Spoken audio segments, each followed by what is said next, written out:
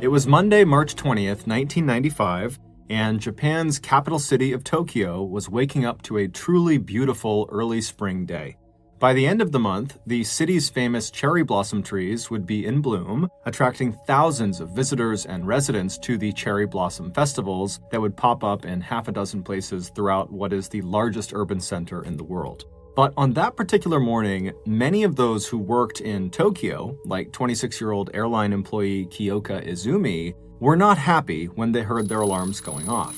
The day before had been Sunday, so a day off, and the next day, Tuesday, was also a day off because it was the national holiday celebrating the spring equinox. But that day, Monday, was just a regular work day. And so when Kyoka rolled out of her bed at 6:15 a.m., she felt super annoyed that her employer hadn't just given them the day off to make it a long weekend.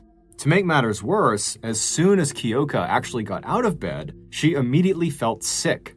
Nothing major, but she just felt groggy and a little out of it. And she briefly thought about calling out of work, and considering how uninspired she already felt about working that day, the option sounded like a pretty good one. But ultimately, she decided to suck it up and head in with the rest of her coworkers. After all, Kyoka did like her job. She found working for the airline industry was far more exciting than her previous job was, which had been working for one of Japan's major train companies, Japan Railway. And she figured getting up and moving around might actually make her feel better. So instead of going back to sleep, Kyoka headed for the shower, then she got dressed and downed her usual quick cup of coffee. Then she headed out the door and began speedwalking to the closest subway station.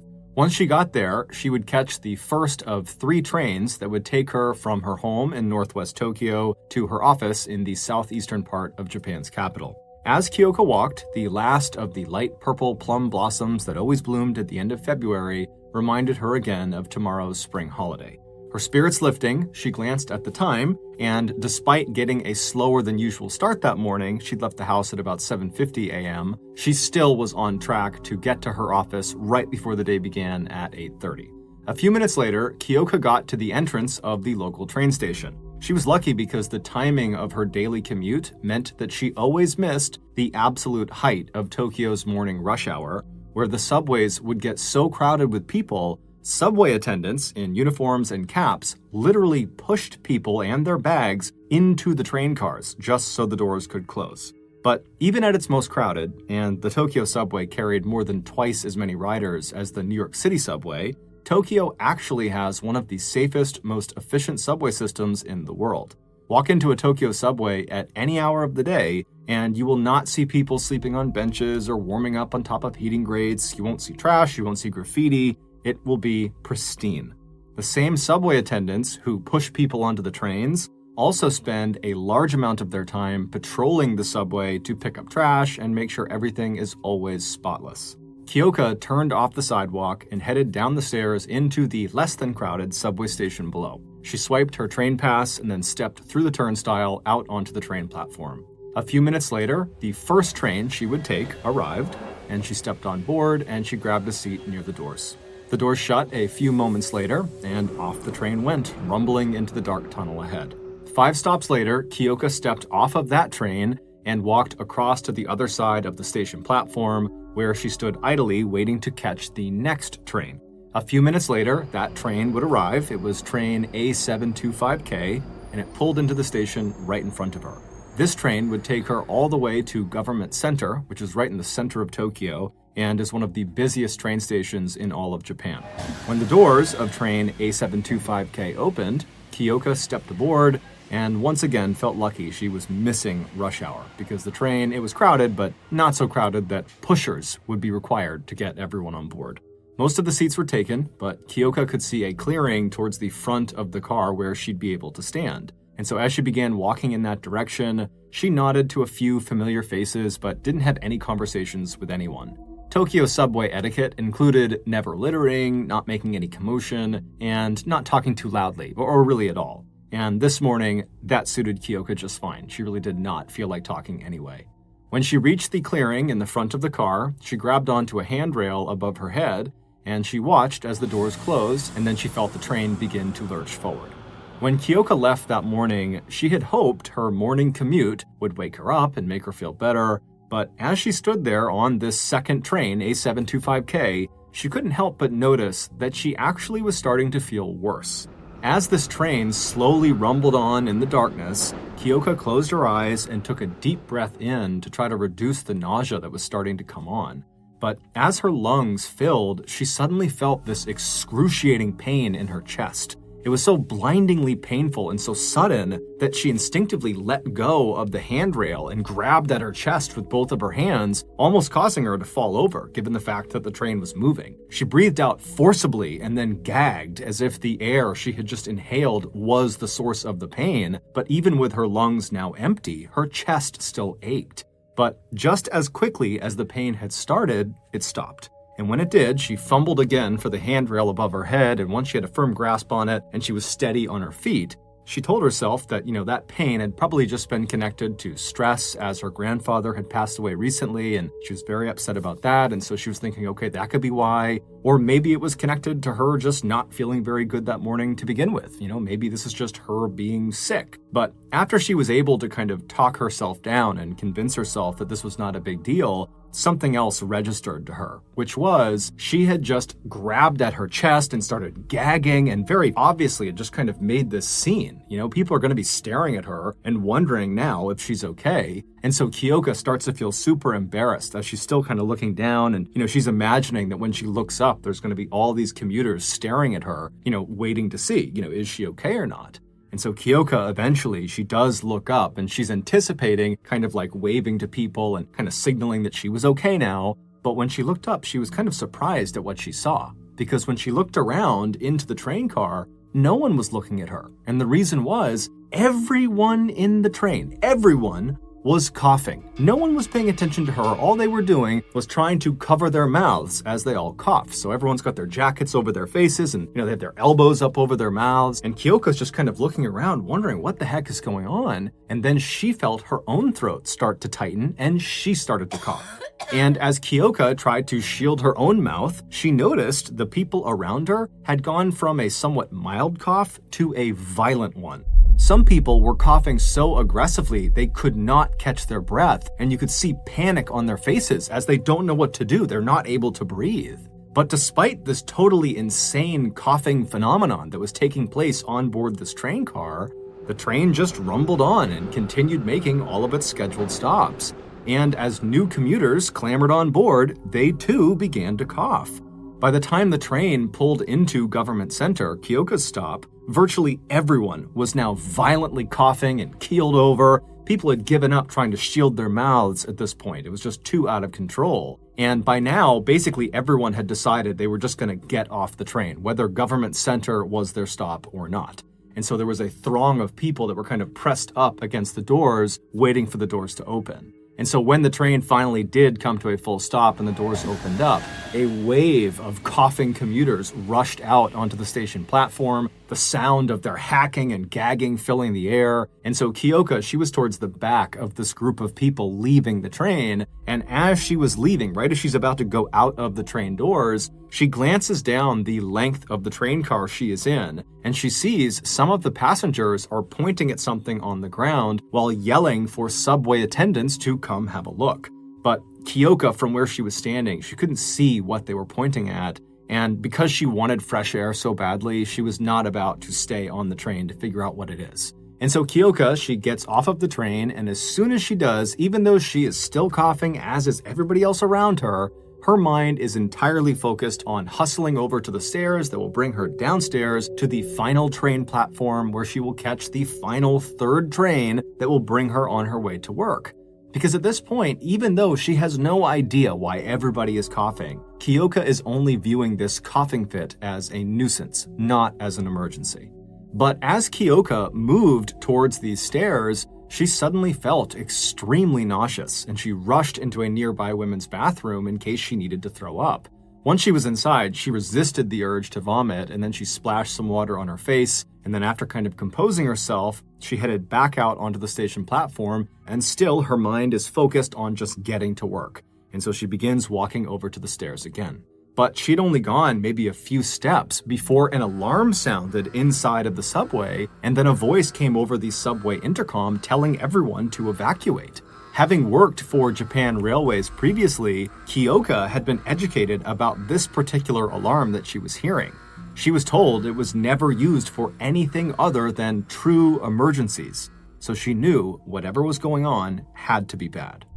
Right around the time that Kyoka was getting ready to leave for her daily commute to work, 48-year-old Ikuyo Hayashi was also getting ready for work. Hayashi was part of Japan's highly educated and financially successful super elite. He was a gifted and well-respected surgeon who was known for being extremely devoted to his patients. On that particular Monday, like Kyoka, Dr. Hayashi had gotten up early. But shortly after starting his typical morning routine, he noticed he was sweating a little bit and his heart rate was elevated. For a second, he felt concerned, but he chalked it up to stress and kept getting ready. Just before 7:30 a.m., he headed to the front door. Before stepping into the cold morning air, he patted his coat pockets to make sure he had everything. Then, despite the clear forecast for the rest of the day, he grabbed an umbrella leaning up against the front door, and then he stepped outside and made his way to the curb where a car was waiting for him. Dr. Hayashi climbed into the back seat, and then after exchanging hellos with the driver, a 31-year-old named Tomomitsu Nimi, the two men headed for the station, where Dr. Hayashi would catch train A725K. But along the way, they made one stop at a local convenience store. Dr. Hayashi and Nimi got out of the car and went inside. Hayashi put a few odds and ends that he needed on the counter, and Nimi put a couple of newspapers on the counter as well. After Dr. Hayashi had paid for it all, the two men left the store together, they got back into the car, and by 7:48 a.m., Dr. Hayashi was stepping aboard the same compartment of train A725K as Kyoka. After dropping off the doctor and wishing him luck, Nimi had pulled away from the station entrance and headed straight for the train station located just 3 stops further down the line. As soon as he stepped on board train A725K, Dr. Hayashi reached up to adjust the gauze mask he was wearing over his nose and mouth. The mask was a fixture on the Tokyo subway, especially in the cold and flu season when passengers wore them to prevent the spread of germs in the crowded subway compartments. He moved over to an empty seat, and before sitting down, he patted his coat pockets again to make sure he had all of his things. And then as he sat down, he saw sitting across from him was a woman and what appeared to be her young daughter sitting next to her. The woman was looking down, avoiding eye contact, but the young girl was looking up with a smile on her face. She was just too young to realize staring was rude. The doctor smiled back at her, but then quickly looked away. A few seconds later, the doors of the train closed, and the car began rumbling down the tracks. 3 stops later, Dr. Hayashi stood up, but before he got off, he paused for a moment in front of his seat. As he stood there, he noticed the girl was staring at him again. He looked at her, but only for a second. Then, after patting his coat pockets for a 3rd time, he quickly strode out of the train car and onto the station platform. He moved quickly to a nearby trash can and pulled the mask off of his face and disposed of it. Then, forcing himself not to hurry, Dr. Hayashi climbed the steps to the street where Nimi, his driver, was waiting for him by the curb. Immediately after the doctor got off the train, the little girl who had been sitting in front of him noticed a pile of newspapers underneath the seat where the doctor had just been sitting. Even as a youngster, she knew littering was strictly forbidden, and she wondered if the doctor or someone else had left it there. As she stared at this newspaper, she noticed a wet spot starting to form in the center of it, like the paper was sitting on top of a liquid and it was starting to seep through. As she stared, her eyes began to water and then she began to cough. Her mother turned to see if her daughter was okay, but before she could offer the child any help or comfort, she too began to cough. And then, just a few feet away from them at the front of the car, Kyoka felt that sharp shooting pain in her chest and nearly fell over, and then she too started to cough. But despite all of the coughing, the train kept rumbling on, headed for Japan's government center, where 3 major subway lines all converged. And as commuters shuffled on and off of train A725K, they pushed the now soaking wet newspaper aside with the toes of their shoes. They also stepped in what looked like an oily residue around the wet newspapers, tracking it up and down the compartment and out onto the train platforms. When the train finally reached the government center and Kyoka got off along with most of the others, some of the passengers stayed on board to point out the wet newspapers to subway attendants on the platform, hoping they could come clean them up. After getting off of the train, Kyoka felt nauseous and rushed to the bathroom. Right before she walked into the women's room, she passed by 24-year-old subway attendant Masura Yuasa, who had just finished a 24-hour shift and was getting ready to go home. The pair didn't know each other and probably didn't even see each other when they passed, but before the day was over, they would be forever bound by tragedy. Masura really liked his job with the Tokyo Metro, and despite looking like he was still in high school, he actually had worked as a subway attendant for 7 years. As he passed by Kyoka, he heard people coughing on the platform, but it wasn't something that really registered to him. He was only thinking about going home and going to bed because he was exhausted from his overnight shift. As he moved along the platform, he saw his chief suddenly coming out of an office with a mop in his hand. And so, intrigued, Masura asked him, what's up with the mop? And his chief would tell him that there had been some sort of liquid spill on one of the trains, and whatever it was had apparently been tracked all over the train, and now it was out all over the station platform, and so he needed to go and clean it up. Masura didn't actually need to help him. His shift was over, but he told his chief that he'd go along and he'd help out. So Masura and his chief walked together down the platform, and as they walked, they both started to notice that just about every commuter they passed was coughing. But neither Masura nor his chief addressed it, they just kept on walking. Eventually, they saw 3 of their fellow subway attendants straight ahead, standing in the middle of the platform. 2 of the men were holding in their hands the wet newspapers that had been inside train A725K, and a third man who was next to them was opening up a trash bag. And as the 2 men who were holding the newspaper were waiting for this bag to be opened, oily liquid seemed to be pouring off of the newspaper's edges onto the ground. And in fact, there was a long, oily trail on the ground from wherever these papers had been carried from all the way to that platform. And so as soon as Masura and the chief walked up in front of these 3, the chief noticed the huge oily puddle right underneath them, and he saw the trail, and so he got to work trying to mop up this oil all over the ground. And Masura, he didn't really have a job to do. He didn't have a mop, and he didn't have a bag or anything, so he just stood there watching. And as he stood there, it really started to sink in that virtually everyone on the platform now was violently coughing. And some people were even leaned up against the wall vomiting.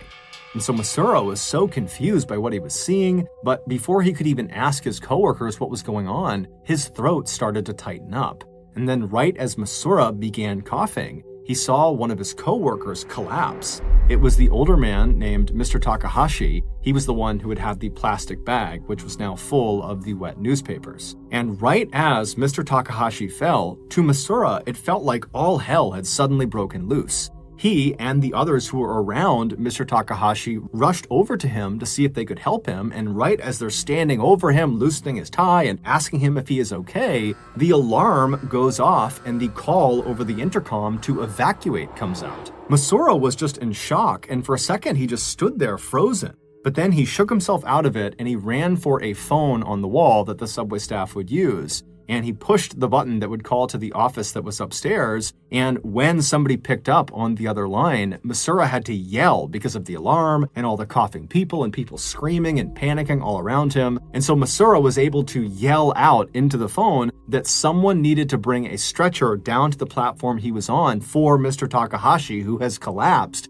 and someone needs to call an ambulance for Mr. Takahashi. And so after Masura communicates this over the phone, he hangs up and he runs back over to the crowd of his coworkers and Mr. Takahashi. And then just a minute later, a subway attendant comes charging down the stairs. He's got a stretcher in hand, and he, along with Masura and the other coworkers, they put Mr. Takahashi on this stretcher and they lift him up and they begin carefully moving him through this very panicked throng of commuters trying to evacuate that are coughing and vomiting. And so as they're moving, Masura, who's holding onto the stretcher, he turns back and he yells at the man who had come down with the stretcher. He says to him, "Hey, you called the ambulance. Where are they going to meet us?" Because upstairs, there were several exits out of Government Center. And so unless the ambulance knew where to pick them up, it would be nearly impossible to sync up with them. And so Masura's looking back at this coworker of his, waiting for an answer, but this coworker is staring at Masura with his eyes wide, totally glazed over. And then suddenly this guy just collapses to the ground. He lets go of the stretcher and falls to the ground and starts convulsing and shaking. And so Masura and the others put Mr. Takahashi down to deal with this new casualty. And as they did, Masura's chief, as well as the other two men who had been holding the newspapers, they begin to uncontrollably vomit.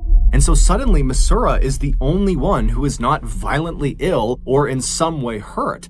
And so even though he had no idea what was going on and it's absolute chaos all around him, he did know he had to act right now. And so he yelled at this group he was with, who probably didn't even hear him, that he was going to go upstairs, he was going to find this ambulance and figure out what exit they needed to bring Mr. Takahashi to. And then he turned and began trying to run up the stairs as fast as he could, even though he was totally surrounded by panicked commuters trying to get out as well. But eventually he got to the top of the stairs, at which point he ran through the crowd toward the nearest doors that would bring him outside. And as soon as he pushed the doors open, he couldn't believe what he saw. There were people outside on the ground everywhere. People were coughing and vomiting, and he could hear sirens, ambulance sirens everywhere. But there was no ambulance outside waiting for Mr. Takahashi. And so he's thinking to himself, how is this ambulance not here? Where are these other ambulances going? What is going on? And so Masura couldn't help but think something really bad was happening across his city. And so he stood there for a minute wondering what he should do, and then he just decided, I have to go back down and just get Mr. Takahashi up here. We'll find the ambulance, but I gotta get him up here. And so even though he was starting to feel very sick, very nauseous, he turns and just charges back into the station.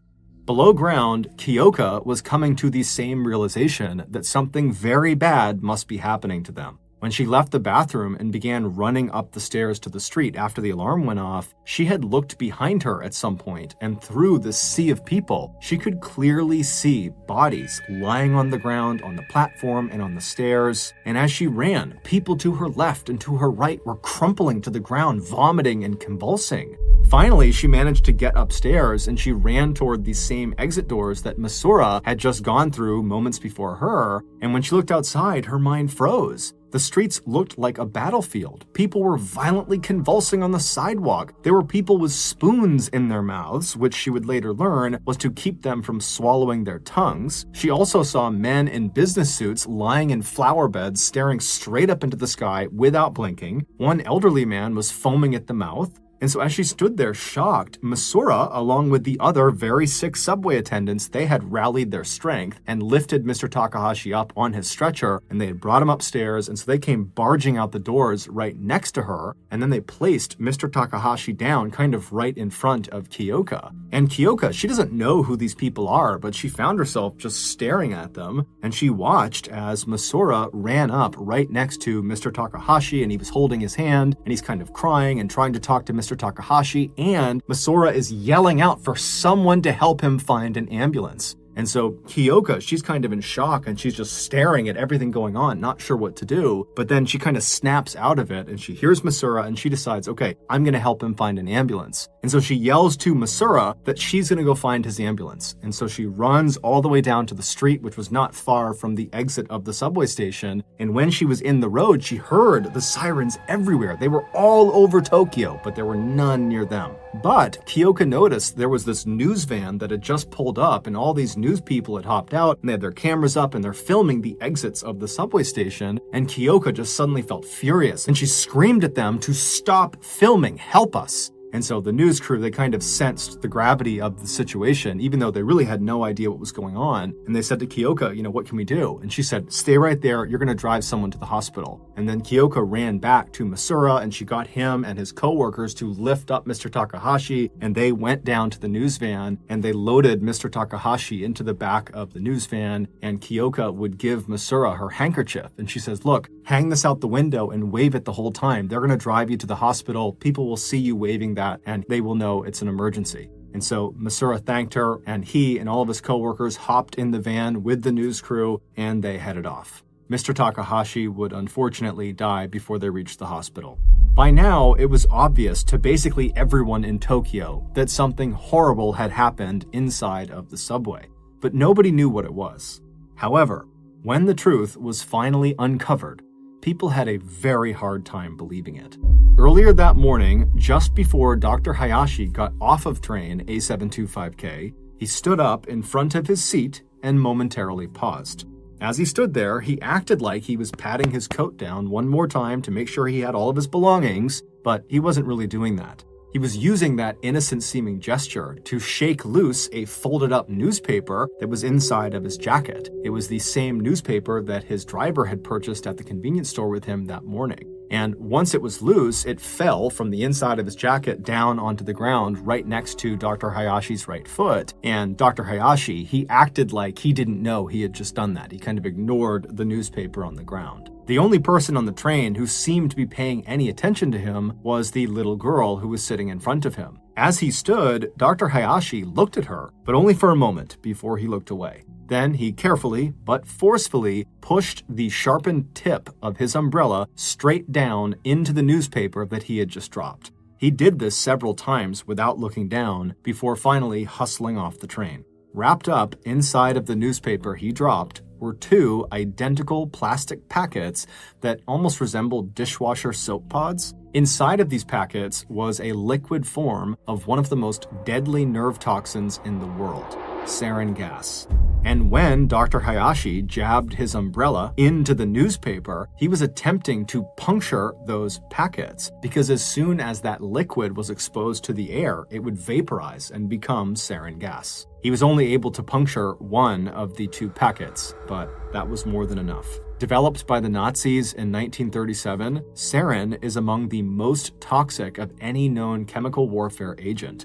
Within seconds of exposure, sarin disrupts the normal activity of our neurotransmitters, basically sending our nervous system into overdrive. Your muscles start to convulse and twitch, your normal bodily secretions go crazy, so you start to cough and you can't stop. Tears come pouring out of your eyes, your pupils contract until they're like pinpoints, your nose starts running, you drool and vomit. As neurotransmitters keep telling your nerves to go, go, go, go, go, your bowels and bladder evacuate themselves. And because sarin has no taste or smell, the people near it in the Tokyo subway had absolutely no idea what was happening to them. Instead, they felt the stabbing pain as their chest tightened. They started to feel nauseous, their vision blurred. Depending on the purity and strength of the sarin gas and the type of exposure, those symptoms could intensify, progressing to convulsions, paralysis, and death within 1 to 10 minutes.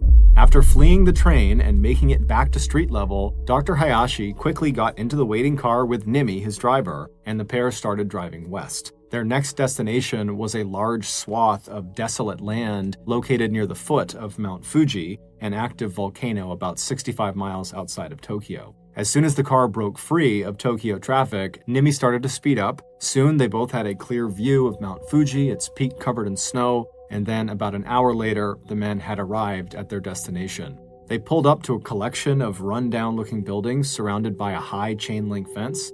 As soon as Nimi had parked the car inside of the compound, Dr. Hayashi opened the car door and walked toward one of these smaller buildings. Once inside, he walked straight through what looked like a waiting room to a back door. He took a deep breath and then he opened that door, and inside was this smaller office, and there were 8 men inside of it. Dr. Hayashi stepped inside with Nimi close behind him, and they took up their spot on the right side of the room, standing shoulder to shoulder with the other men, and just like everyone else, they waited in silence. A few minutes later, the door at the back of this inner office opened, and a 40-year-old man named Shoko Asahara came in. He was a stocky man with black hair down to his shoulders, and he had a black beard that reached halfway down his chest. When he stopped in front of Dr. Hayashi, Nimi, and the other 8 assembled men, he stared at them through his gray eyes. After a few tense moments, a man standing next to Dr. Hayashi nervously stepped forward, and he looked at Shoko, and he just said,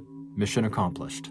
It would turn out Dr. Hayashi and every other person in that room, and nearly 50,000 other people at the time, were part of a doomsday cult called Om Shinrikyo, which means Supreme Truth, and Shoko was their leader. Initially, Shoko had founded Om Shinrikyo to preach a mashup of Hinduism, Buddhism, meditation, and natural healing, and he was extremely good at recruiting people to join, attracting many members of Japan's super elite like Dr. Hayashi. And once people joined, it was like they fell under Shoko's spell. And soon they would become obsessed with him, doing things like drinking his bathwater to try to get closer to him, or wearing electrically charged hats they believed would synchronize their thoughts with his. And so when Shoko shifted gears and decided Aum Shinrikyo needed to focus less on spirituality and healing, and instead focus on starting World War III in order to cleanse the world,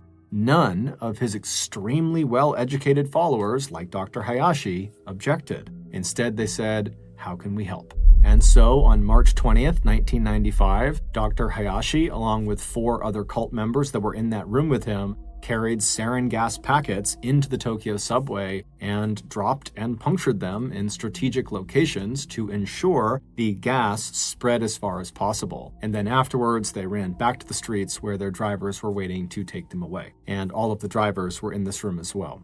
Shoko hoped this attack would somehow prompt World War III and collapse the Japanese government, but it didn't do that. However, it did kill 13 people and injured 5,000 people.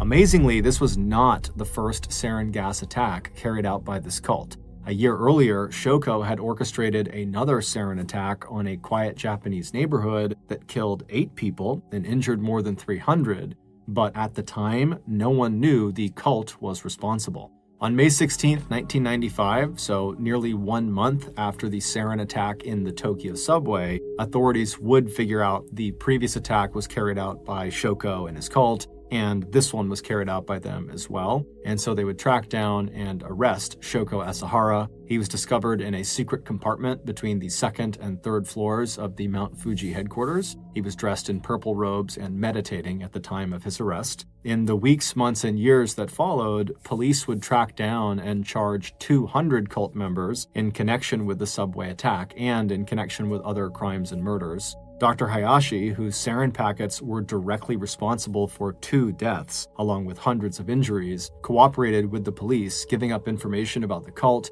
In exchange for this information, he was spared the death penalty and given life in prison. 123 cult members would be given the death penalty, including Dr. Hayashi's driver, Nimi, and the cult's leader, Shoko Asahara. Kyoka and Masura would both survive the Tokyo subway sarin gas attack.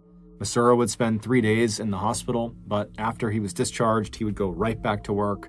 And Kyoka, she initially did not go to the hospital, sticking around to help people as much as she could, but later that day, she would get very, very sick, and she would stay that way for several weeks, but she would eventually make a full recovery. In October of 2002, Mark and his wife Kathy were on their way to a baby shower in Baltimore, Maryland that was being held for them by Kathy's family. It would be a 7-hour drive from their home in Ohio, so Mark and Kathy tried to get out the door as early as possible, but one thing led to another and they got a pretty late start. By midnight, they were only about an hour away from their final destination, but they both desperately needed a bathroom break. And so they pulled into a rest stop in Frederick County, Maryland, which is about an hour outside of Washington, D.C. The rest area parking lot was completely vacant except for one car, which was a dark blue late model 4-door sedan that was parked head-in right in front of the bathroom. Mark and Kathy pulled into a spot that was a few over from the sedan. They got out, they walked up to the restroom. Mark was done first, so he waited outside of the women's restroom for his wife. As he waited, he turned around to face the sedan that initially, when he first pulled in the lot, he believed was empty. But now, as he's looking at it, he can clearly see there are 2 people in the front 2 seats. A middle-aged man who's sitting behind the steering wheel looking directly at Mark, and then next to this guy is a sleeping teenager. And immediately, Mark felt really creeped out by these 2 guys. I mean, they are in this random rest stop in the middle of the night. They're the only ones there, and this guy is just staring menacingly at Mark. And so Mark's doing his best not to be intimidated and to stand his ground and not act fazed by what's happening right in front of him. But in the back of his mind, he is just praying his wife comes out of that bathroom as soon as possible so they can get the heck out of here and away from these 2 creepy guys. Finally, his wife did come out. He grabbed her by the hand and without any explanation, rushed them back to their car, hopped in, locked the doors, turned it on, and began backing out. And as he did, he looked over at the sedan and he saw the guy behind the steering wheel, the middle-aged guy, was looking over at Mark with that same menacing look on his face. Mark also noticed there was something odd about the sedan's trunk. there was a fist-size hole right above the license plate where you would normally put the key inside of. So the whole scene was just totally bizarre, and after Mark and Kathy sped out and were back on the highway, Mark explained to Kathy that there were actually two people inside of that sedan, and they really creeped him out, and that's why he had grabbed her and rushed them back into the car. And so she agreed that was pretty creepy, but by the time the couple got to the baby shower in Baltimore, they had completely forgotten about their experience at the rest stop. The baby shower went well, and before long, Mark and Kathy were back home in Ohio.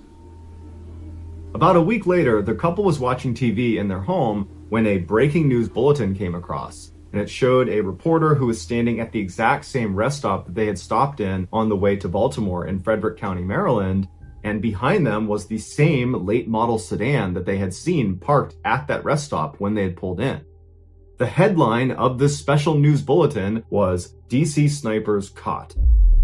It would turn out that middle-aged man sitting in the driver's seat of the sedan staring at Mark was none other than John Allen Muhammad, and the guy next to him, the teenager who was sleeping, was Lee Boyd Malvo. These were the two men that were responsible for the highly coordinated 3-week-long attack that left 10 people dead in the Washington, D.C. area. The fist-size hole that Mark saw on the back of their trunk was what they used to shoot. It was executed by lethal injection in 2009, and Malvo is serving a life sentence.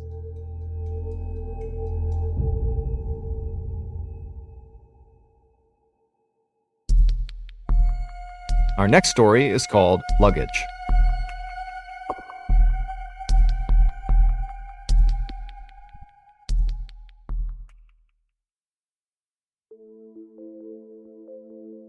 From the time Gareth Williams was a young boy, his parents knew he was extremely gifted. When he was just 17 years old, he achieved a first-class honors mathematics degree from a university in his hometown of Wales.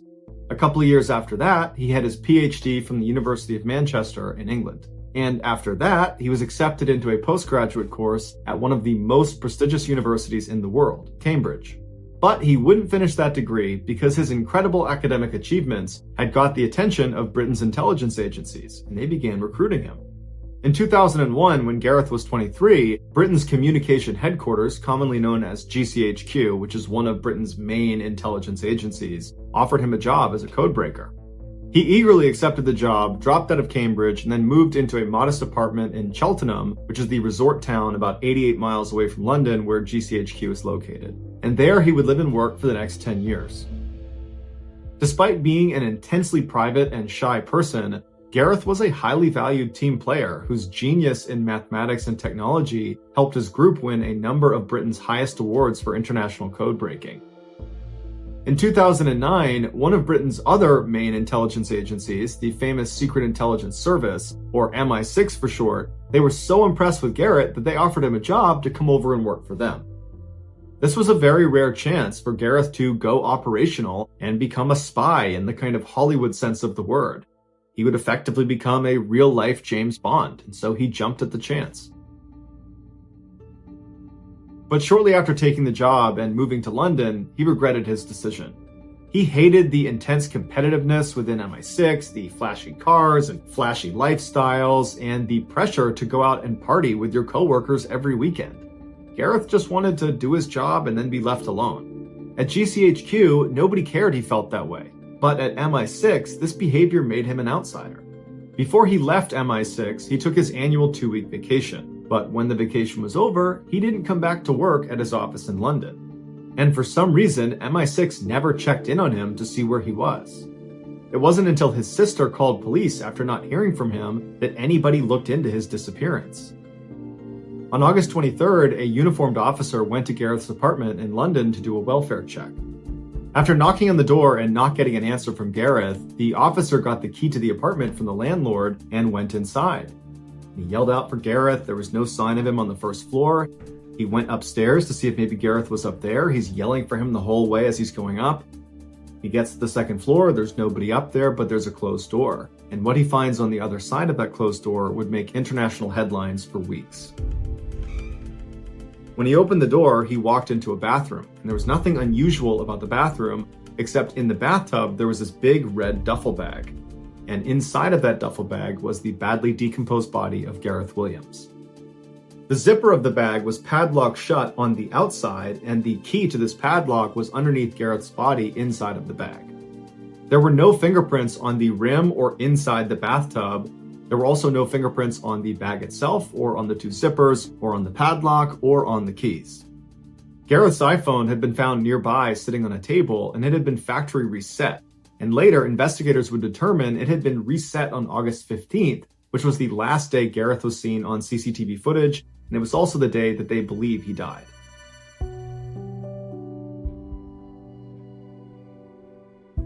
According to the coroner, Gareth's body had no injuries on it. There was no sign of a struggle, and his toxicology report showed that he had no drugs or alcohol in his system. The thermostat inside of Gareth's apartment was jacked way up, so it was very hot inside of his apartment, despite the fact it was summer, and it was the height of the summer in August. But regardless, the excessive heat in his apartment sped up the decomposition process and made it impossible to precisely determine a cause of death. Despite a lengthy investigation by police, there was never a conclusive determination as to what exactly happened to Gareth, although there are many theories. Some say the Russian mafia killed him because right before he died, he had been focusing on money laundering in Britain that was tied to the Russian mafia, which would have made him a target. Another theory is MI6 had something to do with Gareth's death, which is why they were not so eager to go looking for him when he didn't come back from his vacation. In fact, one former MI6 agent has come out and said he believes there was a cover-up. He was interviewed by CNN and said that it looked like MI6 had gone into Gareth's apartment ahead of the police and wiped it all down, removing fingerprints and DNA evidence. The last prominent theory is that Gareth did this to himself. It was discovered that he made occasional online visits to bondage sites, and at least one time he'd had to yell out to his landlord to help get him out of his bed because he had tied his wrist to the bed frame and couldn't get himself undone. But when two experts who were a part of the investigation attempted to put themselves inside of a similar-sized duffel bag and lock it with the padlock on the outside, they couldn't do it despite trying over 400 times. And even if Gareth could have somehow physically got himself inside of this bag and locked it from the outside, how could he have done that without leaving fingerprints all over the bag, all over the lock, the zippers, all over the tub? Because when he was found, he didn't have gloves on. Ultimately, despite the red flags, Gareth's death was determined to be probably an accident and was closed 3 years after his death.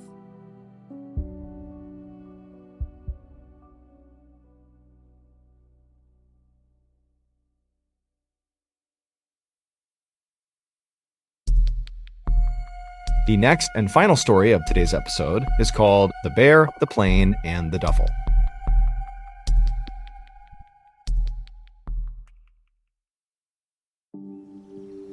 In early December of 1985, in the Chattahoochee National Forest in northern Georgia, a hunter was very carefully making his way through the trees trying to track a deer. Now, this hunter had been tracking this deer for over a mile, but it had been a while since he had seen any signs of it being anywhere nearby.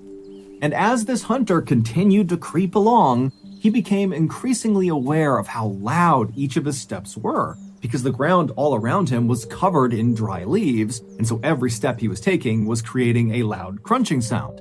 And so eventually this hunter just came to a stop and decided stalking this deer was totally pointless because he was basically scaring it away with these crunching sounds as he got closer to it.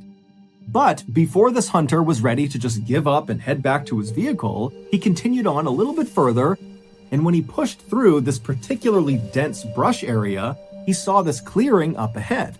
And the second he saw what was in this clearing, he froze, took a step back into the brush, and then ducked down behind a rock. Because in that clearing, he saw an animal, and it wasn't a deer. It was a huge American black bear. Now, generally speaking, American black bears are not aggressive towards humans. However, if, for example, you were to accidentally sneak up on a black bear, like this hunter had done, and you suddenly startled it by just showing your presence, the bear might react by pouncing on you and ripping you to bits. And so this hunter, with his back pressed up against the rock and his rifle gripped tightly across his chest, he's thinking about that and wondering what he's going to do to get out of this situation. At first he thought, okay, I'll just stand up and quietly walk away. But then he remembered how loud the leaves were, and even though he had been lucky walking in, he hadn't alerted the bear to his presence. On the way out, he was worried he wouldn't be so lucky, that those leaves would alert the bear to his position. And so the hunter began thinking, okay, well, what if I just stand up and start shooting at this bear? But the hunter knew the big issue with that plan is he had a deer hunting rifle, which is not nearly powerful enough to quickly take down a black bear, if at all. And so if he starts shooting at this bear, there was a very good chance that the bear would just turn around and maul him before he was able to put the bear down with his rifle. And so as this hunter is going through these scenarios behind the rock, he realizes something. He hasn't heard this bear at all. Now, bears in general are very loud animals. Just their regular breathing is so guttural and noisy that you can hear it a pretty good distance away. And the hunter's thinking to himself, I can't hear it breathing. And come to think of it, I haven't heard this bear once since I've been near it. And so the hunter very carefully stood up from behind his rock and turned around. And then he kind of peered forward into the brush, looking back into this clearing. And when he spotted the bear again, he realized immediately the bear was dead. The bear was kind of slumped forward and its body almost looked like a deflated balloon. The hunter was so relieved, he almost started laughing. And so he stepped out from behind his rock and he made his way through the brush into the clearing to get a better look at this bear. And when the hunter was right over the top of this bear looking down at it, something immediately struck him as very odd. This bear was far too young to have died of natural causes. However, after this hunter kind of poked and prodded the bear and lifted it up on either side to try to look underneath it, he couldn't see any visible injuries. It was like this bear had just randomly dropped dead. But the hunter didn't spend much time thinking about what happened to this bear. Instead, he thought to himself, there has to be some sort of logical explanation for what killed it. And with one last look at the bear on the ground, the hunter turned around and began the long walk back through the woods back to his vehicle. It would turn out there was an explanation for what happened to that bear. However, it was anything but logical. But to get to that non-logical explanation, we first have to go back in time. Around 11:30 p.m. on September 10th, 1985, so 3 months before the hunter discovered this dead bear, 2 pilots were flying their little 6-seater Cessna airplane over northern Georgia, making their way north towards Tennessee. And as these pilots flew along very casually, they suddenly intercepted over their radio a voice message that they definitely were not supposed to hear. It sounded like other pilots communicating with each other, and what they were talking about was how they were now going to follow this little Cessna airplane that they could see that was currently flying over northern Georgia. Now, radio traffic like this can only really be intercepted if your radio that's doing the intercepting is physically close to the person doing the transmitting. And so knowing this, the 2 pilots in this little Cessna knew that whoever was talking about following that little Cessna, they had to be talking about them, the 2 pilots in that Cessna.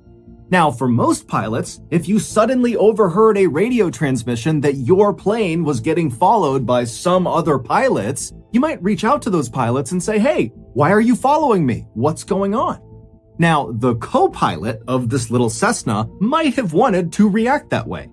However, before he could, the main pilot stopped him and said, I actually know exactly why somebody might want to tail us, and unfortunately, we're both going to have to jump out of this plane. Before the co-pilot could really even react to this news, the main pilot had set the Cessna on autopilot, which sets the plane to fly in a straight direction going at a constant speed at a constant altitude until either a pilot comes back and takes the craft back over, or if it just stays on autopilot, it eventually will run out of fuel and crash or run into something. And so after the main pilot had done that, he turned to the co-pilot and gestured for him to come with him into the main cabin of the aircraft, basically the main body of the craft where all their luggage was. And the co-pilot, he's so confused about what's happening, he's so panicked that he just follows the main pilot. So the 2 of them, they climb back over the 2 front seats that go into the main body of the craft, and the main pilot begins strapping parachutes onto some of their luggage. And as he's doing this, he tells the co-pilot to open up the side door of the plane.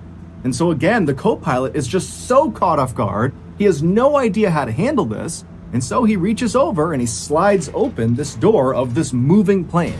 And as soon as he did, this huge rush of cold night air blasted inside of the cabin, and it became so loud from the howling wind coming in that the two pilots couldn't even talk to each other. And then the main pilot just began pushing the luggage out of the plane just into the night, falling straight down to the ground far, far below them. And at some point, the co-pilot just joined him and began pushing the luggage out of the plane. And then after all the luggage was out, the main pilot shoved a parachute into the hands of the co-pilot and said, put it on. He had to gesture for it because they couldn't hear each other. And so as this co-pilot's struggling to get on his parachute, the main pilot puts on his chute. And then right after the co-pilot has just barely got his parachute on, the main pilot pushes him out the side of the plane, and then the main pilot jumps out after him. So they basically abandoned their plane, which was still set to autopilot, so at some point, it was just going to crash.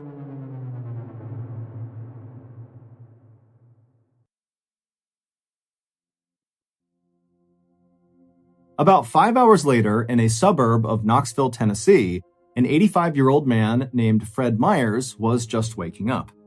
Fred always got up before sunrise. It was part of his daily routine. He would wake up, he would get dressed, he would wash and shave his face, and then he would sit down and read the local newspaper. This simple routine was actually very important to Fred because recently he had been diagnosed with Alzheimer's disease, which is a progressive disease that destroys memory. And so having this sort of set routine helped him manage his symptoms. Basically, at least in the morning, he could go into autopilot and go through this routine and not get confused. However, on this particular morning, something would happen that would leave Fred more confused than he had ever been in his entire life. Fred had made it to his bathroom, he had washed his face, and he had begun shaving when out of the corner of his eye, he noticed something strange outside in his driveway. He could see it through a nearby window, but it was still so dark outside, Fred couldn't tell what this thing was out there. And so feeling very curious, Fred put his razor blade down and he made his way over to the window to get a better look. And when he reached the window and looked out at his driveway and saw what this strange thing was, he could not believe his eyes. There was this huge parachute out on his driveway, and on the parachute was the main pilot of the Cessna. After the main pilot had pushed the co-pilot out and leapt out himself, when he pulled his ripcord, his chute either didn't deploy or when it deployed, it didn't inflate fully, and so he was forced to go to his reserve chute, but it didn't inflate fast enough to stop him from crashing into the ground. And so the main pilot slammed into the ground, basically at terminal velocity, and so he sustained catastrophic internal injuries, and he died within a couple of minutes of hitting the ground.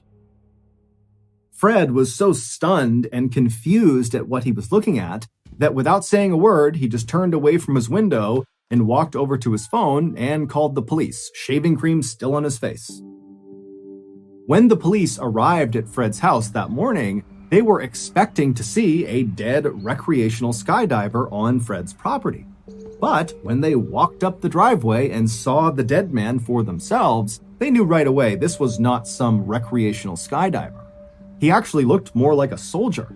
He was wearing a bulletproof vest over some camouflage fatigues, and he had night vision goggles strapped to his head.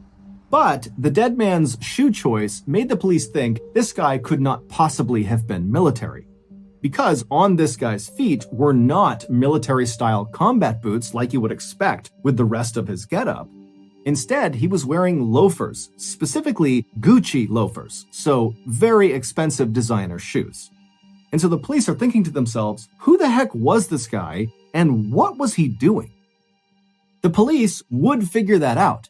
However, first, we have to fast forward 2 months to late November 1985, so roughly 2 weeks before that bear was discovered by that hunter in Chattahoochee National Forest. Now, at this point in late November, that black bear was alive and well and living a typical black bear life in the Chattahoochee National Forest, which meant he mostly spent his time wandering around the woods looking for something to eat. And on this particular day in November, the bear was doing just that when out of the corner of his eye, he spotted something strange lying on the forest floor. It was one of the pieces of luggage that the two pilots had pushed out of their plane. It was this big, heavy duffel bag. Now, the bear had no idea if this duffel bag contained food, but the bear was optimistic, so it meandered its way over and began pawing at the bag with its massive claws, and pretty much immediately, his claws tore open a hole in this bag. And suddenly, the air all around this bear was filled with this glorious, flowery smell. So the bear put its nose directly into this rip in the bag and began sniffing and licking the contents of this bag. And apparently, the bear just loved it because it ate whatever was inside of the bag, all of it. And when he was done, the bear felt so good, he was so full of energy that he just started sprinting in a straight direction. And after running at top speed about 100 yards, every major system inside of this bear shut down all at once, and he died on the spot, collapsing in that clearing. And then, about 2 weeks later, that hunter walked into the Chattahoochee National Forest and discovered this dead bear. And then, within 24 hours, the hunter was back home, and he told one of his friends about discovering this dead bear. And when he told his friend about seeing this bear, he also kind of casually mentioned that he had seen a duffel bag in the forest not far from this dead bear. Now, to understand what this friend did next, you need some context. By this point in time, the police had actually figured out a lot about that dead man on Fred Myers' driveway, the main pilot of the Cessna. They knew he was a 40-year-old man named Andrew Thornton, who had served in the U.S. Army as a paratrooper, but after getting out of the service, he had kind of gone astray in his life and become a big-time smuggler of illegal goods. The police had also figured out by this point that Andrew, along with a co-pilot, had been the people flying that Cessna that eventually was found crashed into a mountainside in North Carolina. The co-pilot had survived the jump out of the Cessna, and so the police tracked him down, and they very quickly realized this co-pilot was really just a victim of Andrew. Andrew had told this guy they were just going to fly to the Bahamas for a vacation. And so when that plan completely evaporated, and suddenly Andrew is barking orders at this guy to open up the plane and push the luggage out and jump out, the co-pilot said he just totally panicked and just started doing whatever Andrew wanted.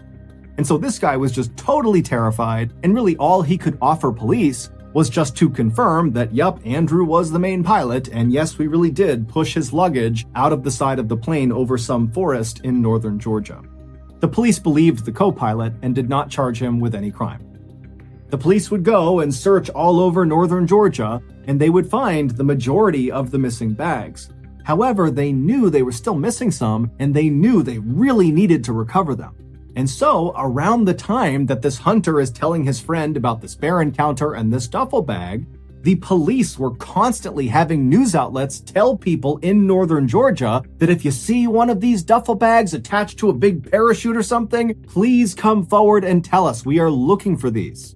And so the hunter's friend thought, you know what? That duffel bag he mentioned out in Chattahoochee National Forest, which is in northern Georgia, might be one of those bags. And so the friend called authorities. Authorities were thrilled to get this tip, and so they charged out to the Chattahoochee National Forest, and they made their way out to where this dead bear was, and then sure enough, about 100 yards away from this bear was this bag, and it was one of the bags they were missing. Except the bag was empty. Because, as we already know, that black bear had eaten everything inside of this bag. And as you might have guessed, that bag, along with every other bag that had been cast out of the Cessna that night, was full of cocaine. Because Andrew was a drug smuggler. And on the night he and his co-pilot leapt from the Cessna, he was trying to smuggle 900 pounds of cocaine from South America into the United States. That transmission that Andrew and the co-pilot suddenly overheard on their radio as they were cruising along in their Cessna was the sound of federal agents within the U.S. Customs and Border Protection Agency who had been tipped off about Andrew's big drug run, and so they really had sent 2 planes to go follow him and potentially intercept him. And so the authorities standing in the Chattahoochee National Forest looking down at this empty duffel bag had no idea where the cocaine went that was supposed to be inside of it. But on a hunch, they decided to bring the body of the dead black bear back with them and perform an autopsy on it.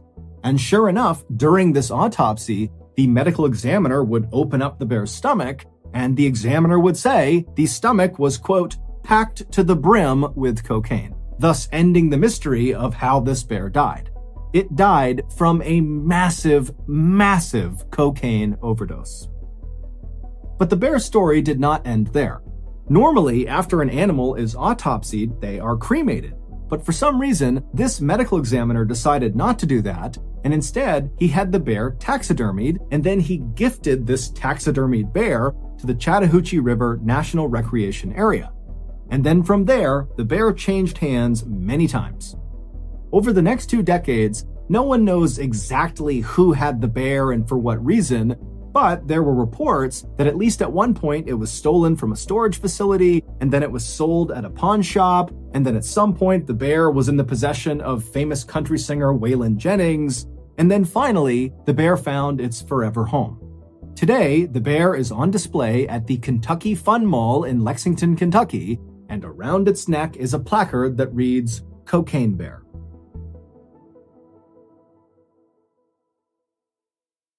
A quick note about our stories. They are all based on true events, but we sometimes use pseudonyms to protect the people involved, and some details are fictionalized for dramatic purposes.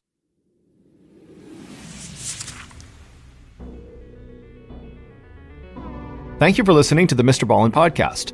If you enjoyed today's stories and you're looking for more bone-chilling content, be sure to check out all of our studio's podcasts. There's this one, of course, the MrBallen's podcast, and there's MrBallen's Medical Mysteries, Bedtime Stories, Wartime Stories, Runful, Redacted, and Late Nights with Nexpo. All you have to do is search for Ballen Studios wherever you get your podcasts. To watch hundreds more stories just like this one, head over to our YouTube channel, which is just called Mr. Ballen. So that's going to do it. I really appreciate your support.